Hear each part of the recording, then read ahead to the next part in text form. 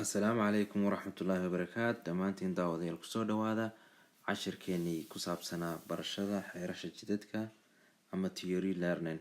Cashirkan waxaynu kusoo qaadan doonaa laba calaamadood oo aad isugu eg laakiin macno ahaan kala duwan. Waxayna kala yihiin Gavele iyo Steigung. Midna waa meel daadeg ah, midna waa meel la korayo ama kor loo baxayo. Imtixaanka theory-ga marka aad marayso waxaa laga yaabaa inaad ku aragto laba su'aalood oo iskaga ka ekaan kara oo midkoodna ay tahay tan daadega ah ee buurta laga degayo ama meel hoose iyo tan meel kore lasoo korayo.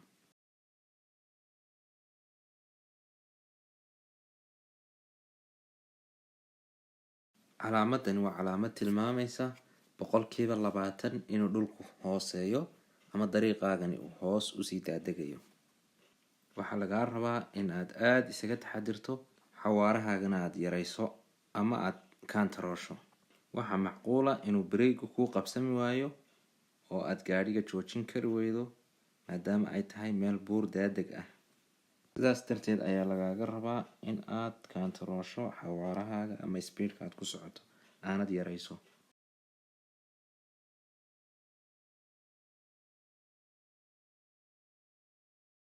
Calaamadani waa Steigung, waa buur ka koreysa dhulka caadiga ah ee siman oo 12% aad kor u baxayso ama dalcad.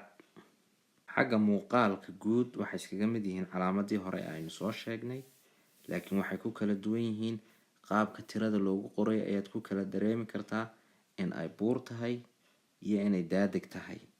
Marka tan oo kale waa meel la korayo, waayo qoraalku wuxuu ka bilaabmayaa hoos, kor buu baxayaa, ta kalena qoraalku dhinac kale ayuu u fooraray.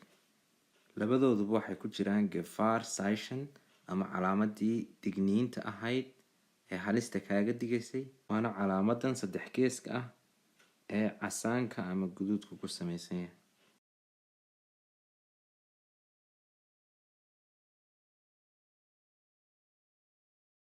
Su-aashan waa su-aal ka mid ah theory proofing-ka ama casharada theory-ga ah ee la qaato, waana calaamad muujinaysa in aad meel taag ah ama buur ah koraysid. Sidaad ka arkayso waxa calaamada ama fallaadha green-ka ah waxaan ku muujiyay in ay kuu tilmaamayso meel kor ah. Su-aashu waxayna leedahay sidee ayaad uga falcelinaysaa marka aad aragto calaamadan. Ta koobaad waxay leedahay ma inaad speedka hoos u soo celisaba. Speedka waxaan ka wadaa kublunka ama shaltika tripka adigoo 3 ku socda ama 4 ku socda inaad 2 ama 3 ku soo noqotaba, mise inaad xawaarahaagaas caadiga ah ee aad marka horeba ku socotay ku socoto.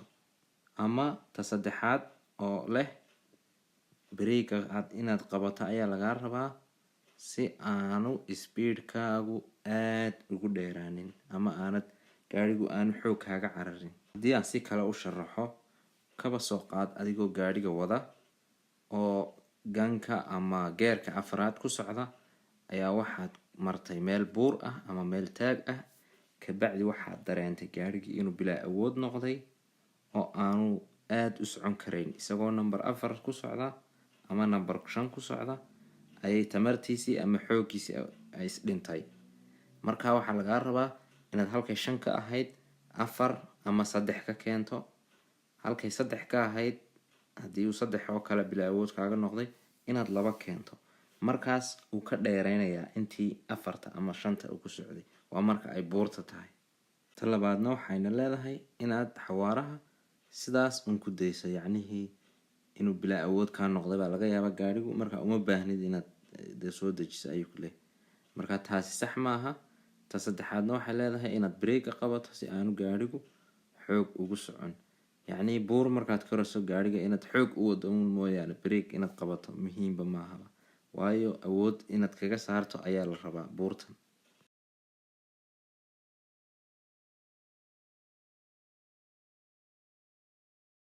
Markaasi jawaabta saxda ah waxay noqonaysaa tan koobaad ee calaamada saxitaan ku hortaalo oo ah in aad haddii loo baahdo aad hoos u dhigto ama geer hoose aad kusoo celiso gaadhiga.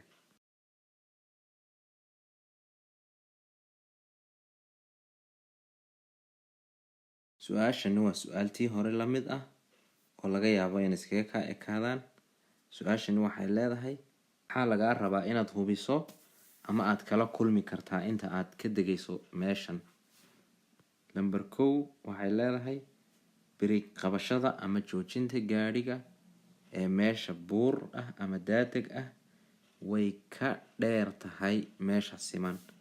yacni meel buur ah oo daadeg ah aniga oo ka degaya haddii aan gaadhiga biriiga qabto iyo marka aan meel siman joogo, meesha daadega ah gaadhigu sii carari karaa in gelin ah. midda kalena waxa ay leedahay biriig qabashada meesha daadega ah waxay dhibaato u keeni kartaa biriiga.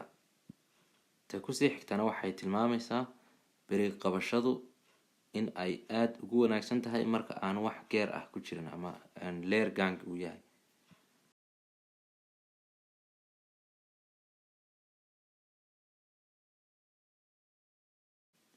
jawaabtuna sida halkan idinka muuqata waa ta 1 iyo ta 2 ayaa sax ah.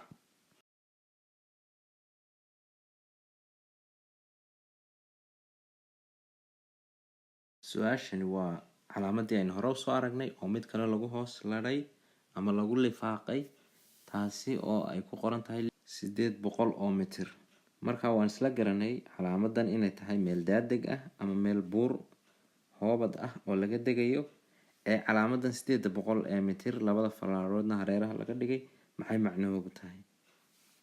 su-aashuna waxa weeye aad aragto calaamadan maxaa kadib ka dambeeya ama macnaha ka dambeeya muxuu yahay? ta 1 waxay sheegaysaa meel daadeg ah oo dhererkeedu yahay 800 oo mitir. ama ta 2 oo ah waa steigung, waa meel dalcad aad koraysa ah oo 800 oo mitir kaa xigta, yacni 800 oo mitir kadib aad gaari doonto, mise waa meel daadeg ah oo kuu jirta 800 oo mitir masaafo ah.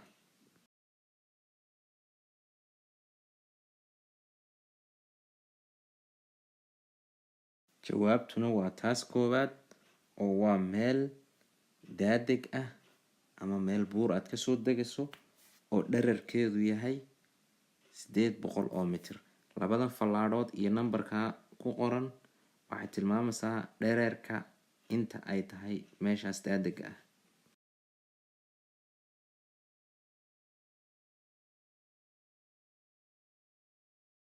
intaas waxay noogu eg cashirkeenii koobnaa ee ku saabsanaa isku ekaashaha labadan calaamadood.